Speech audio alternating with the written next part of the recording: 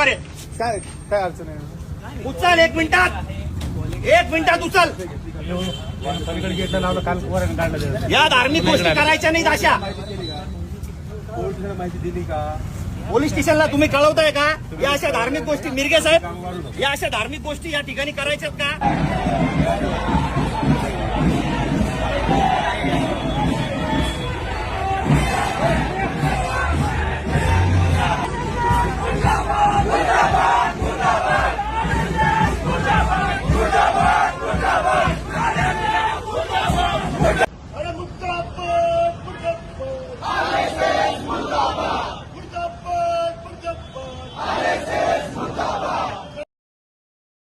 Social activist Dipankar sir हमारे साथ मौजूद हैं। बातचीत करेंगे। देश भर में एक वीडियो काफी तेजी से वायरल हो रहा है, जिसमें देखने को मिल रहा है कि महाराष्ट्र में जिस तरह लोग सड़कों पे आकर आरएसएस संगठन का बड़े पैमाने पे विरोध कर रहे हैं, इसी को लेकर हम चर्चा करेंगे कि जिस तरह आपने देखा होगा सोशल मीडिया पे काफी वीडियो वायरल है सर, कि आरएसएस के लोग पदयात्रा कर रहे थे, तो अम्बेडकरवादी लोग उनका सड़कों पे आकर विरोध किया। और आज का ही वीडियो है कि लोग आरएसएस संगठन को बैन करने की मांग कर रहे हैं। वहीं दूसरी तरफ देखने को मिलता है कि प्रधानमंत्री मोदी जी जिस संगठन को कहते हैं कि एनजीओ है, और उसी संगठन को लेकर देश भर में लोगों में एक रोष है, और काफी वर्षों से ही आरएसएस जैसे संगठनों पर काफी लोगों की प्रतिक्रिया आती रहती है। इसी विषय पे चर्चा करेंगे।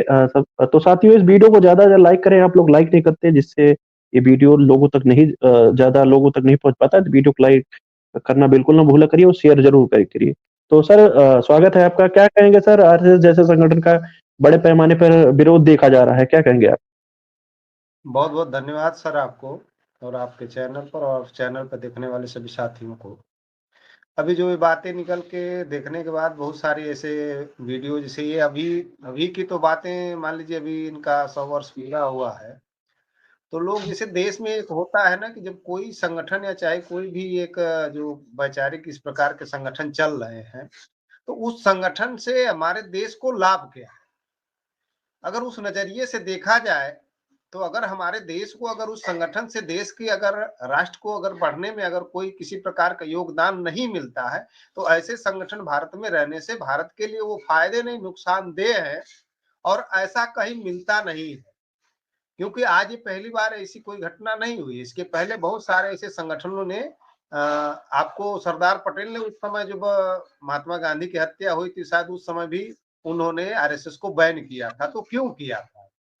और उसके बाद भी अभी भी बहुत सारे ऐसे संगठन हैं जिनके द्वारा बार-बार ये आवाज उठाई जाती है कि आरएसएस जो है एक आतंकवादी संगठन है। तो अगर भारत में अगर आरएसएस संगठन है, तो उससे हमारे देश के लोगों के लिए क्या किया है? ये सारी बातें सामने आनी चाहिए। और अगर लगता है कि वो गलत है, तो जो लोग इसकी मांग कर रहे हैं, वो कहीं न कहीं सही है। इसलिए उस बात को जो है कि सामाजिक दृष्टिकोण पे रखने के बाद उसको परखा जाए। अगर परखने पे वो चीज़ क्लियर होता है, तो ऐसे संगठनों को बैन कर देना चाहिए। जी। जिस तरह देखने को मिलता है कि आजकल बड़े पैमाने पर जिस तरह इनकी सरकार है, आरएसएस ही संचालित कर रहा है बीजेपी जैसी सरकार को। काफ़ी लोग आरोप भी लगाते हैं, और देखने को मिलता है कि प्रधानमंत्री मोदी जी इसका महिमामंडल भी करते हैं। और जिस तरह कॉलेज, यूनिवर्सिटियों में तमाम वो इतिहास पढ़ाने का काम कर रहा है, जिनका कोई इतिहास में योगदान रहा नहीं, ऐसे आज लोग आरोप लगा रहे हैं। कॉलेज, यूनिवर्सिटियों में ये लोग जाकर शाखाएँ लगा रहे हैं। इसका भी बड़े पैमाने पे विरोध देखने को मिला। आप लोग देखते भी होंगे सोशल मीडिया पे। क्या कहेंगे कि किस तरह के मानसिकता से पले पड़े हैं ये लोग, और क्या लगता है कि आरएसएस जैसे संगठनों को बहुजन समाज के लोग क्यों नापसंद करते हैं, क्या कहेंगे? अभी जैसे जो ये बात आप कह रहे हैं कि मान लीजिए स्कूल और कॉलेजों में जो संघ की शाखा लगाई जा रही है, तो सबसे पहले तो हमारे देश के लोगों को किसी संगठन के तहत, समाज का जो समाज हमारा है, जो देश चलता है, वो संविधान से चलता है।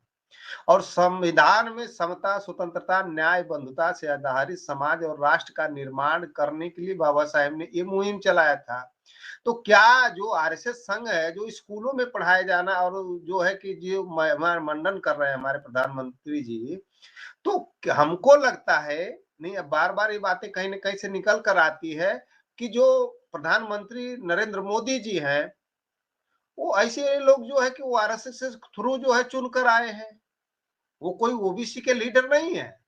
लेकिन हमारे देश को जो है वो प्रमोट किए गए हैं, मानो उनको किसी तरह से वहां पर रख दिया गया है। और इसीलिए हमारे देश में प्रधानमंत्री नरेंद्र मोदी जी कभी ओबीसी की 52% की बात आज तक नहीं कर पाए।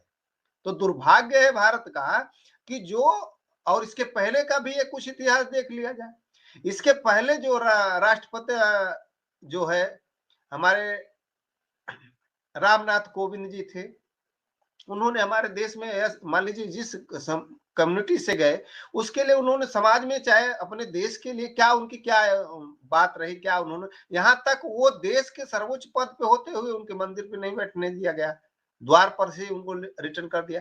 अभी जैसे वर्तमान में जो हमारे द्रौपदी मुर्मू जी हैं, आदिवासियों का जल जंगल जमीन सब छीना जा रहा है और आदिवासियों का सबसे बड़े लीडर राष्ट्रपति है, फिर भी उन पर किसी प्रकार का कोई समाज के लिए कल्याण की नहीं बातें आ रही है। तो ऐसे आरएसएस से आने वाले लोगों से ना तो उम्मीद की जा सकती है, और ऐसे आरएसएस के संगी इतना मतलब एससी एसटी और बहुजन समाज के लोग उसके गर्त में आकर के अपने समाज का सत्यानाश कर रहे हैं। इसलिए ऐसे संगठनों में हमारे लोगों को न तो जाना चाहिए, न ऐसे लोगों का समर्थन करना चाहिए।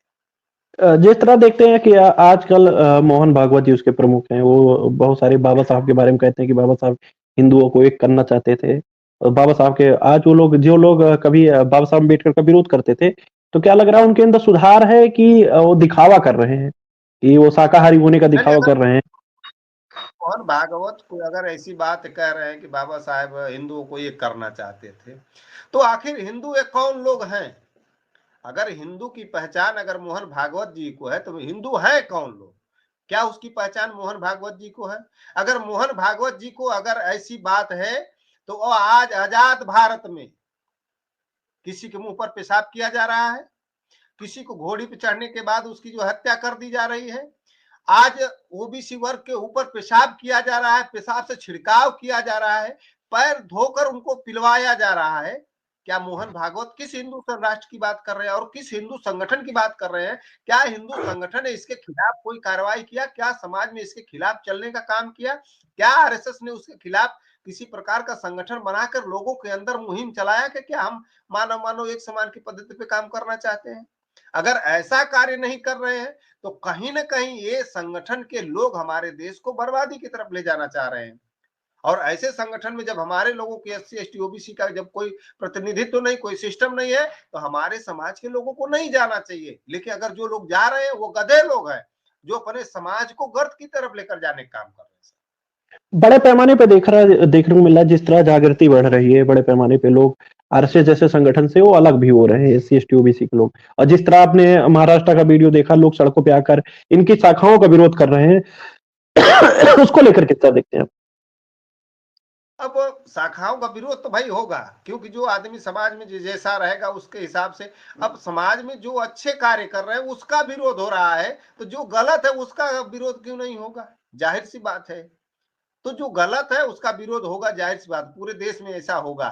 और आज तो शुरुआत बंबई से हुआ, हो सकता है अन्य राज्यों से भी शुरू हो जाए। लास्ट मेरा सवाल है, अपने हक अधिकार और सिस्टम की तरफ जाएंगे, और जब उसमें एक तरफ झांक कर देखेंगे कि जो संगठन देश का राष्ट्रव्यापी संगठन है और उसमें हमारे लोगों के लिए कोई स्थान नहीं है, हमारे लिए कोई व्यवस्था नहीं है, और हमारे लिए कोई जब अन्याय अत्याचार होता है तो उसमें से किसी प्रकार की आवाज नहीं उठाई जाती है, तो जिस दिन ज्ञान बहुजन समाज को होगा वो आरएसएस को छोड़ देगा। और जब आरएसएस को बहुजन समाज छोड़ेगा उसी दिन वो धराशायी हो जाएगा।